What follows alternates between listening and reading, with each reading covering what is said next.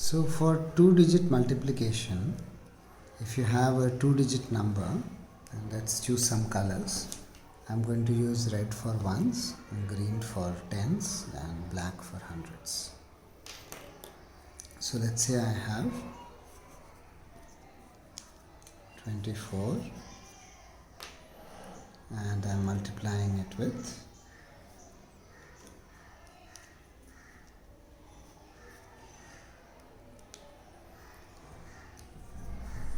let's say 33.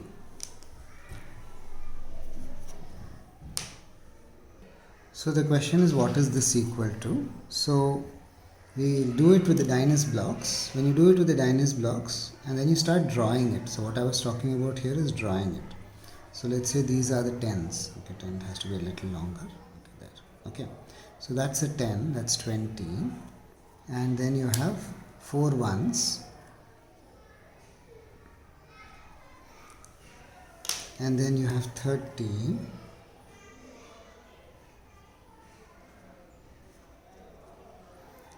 And then you have 3.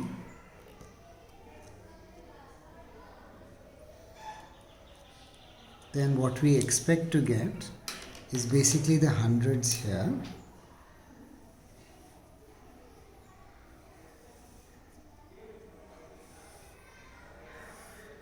Three rows there, 2 rows here, but this should be a square, but there will be the hundreds. So these are the hundreds. And then you will have, because there's 4 here, 4 times 10, that will be 40 here. And 40 here. 40 here. So the 40s, and then here there will be 10s, that will be 30.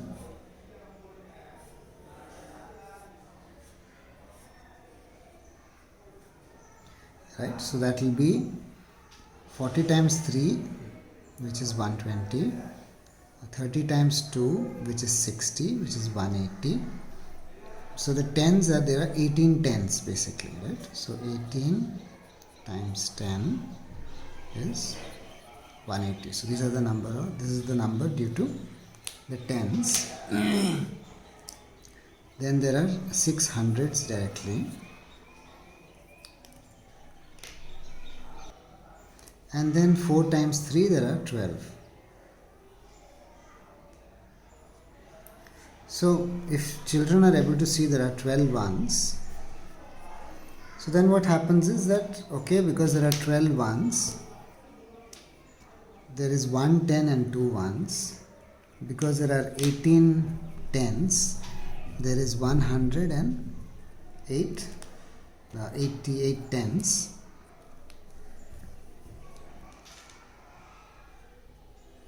So then the result is the sum of all this. So it is, so I should have written 6 also as 6, 100, and then you are adding 180 to 12. So when you add all these,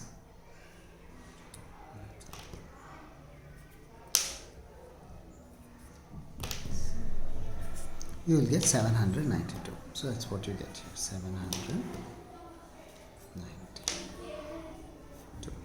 So this is how you can demonstrate 2-digit multiplication as the area that we are used to. So now the question is, how do we usually multiply? And we usually multiply like this. So we need to be able to map this to this. So then we start with the ones digit and we say 3 4s are 12. So that's 2 here and 1 carry. That is tens, right? So we are going to add the tens. Then we do 3 2s are, so that's a 60 we got here, right? We got that 60. So it's ones times tens is 10, so that's 60. And you have another 1, so that's 61. So that's basically this section is here. And of course, because 3 2s are 6 plus 1 7. Sorry, I called it 60 and I got confused. Yeah, so that's your 72, which is 60 plus 12, 72. So now we are going to be looking at this and this. So it is 3, which is already tens, times 4, so that's 12 tens again. So that is 2 here, yeah, and 1 tens, it's already 1 tens.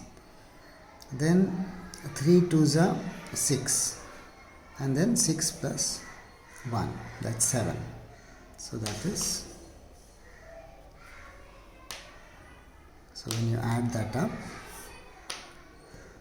you get your 2, you get your 9, you get your hundreds. So what we did here was we first multiplied the ones. Now did we do the right way? 33. So we started with the 3 ones.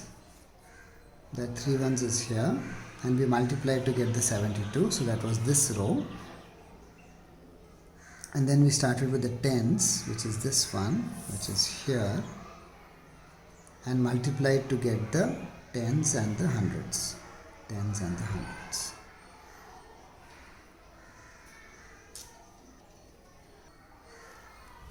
So we had got the 60 plus 12, which is 72, which also can be broken up as 3 times 4 and 3 times 20. You could have done that also.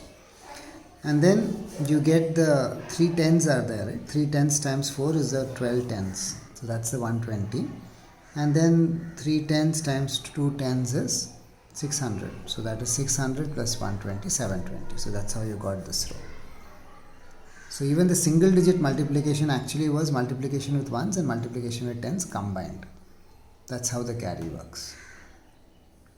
So when you are carrying with ones, you are actually getting tens, and you're right. When you are carrying with, you're multiplying with tens, technically this is 100, but that's a little confusing if you are unless you are thinking this is tens and that is tens, which is 600.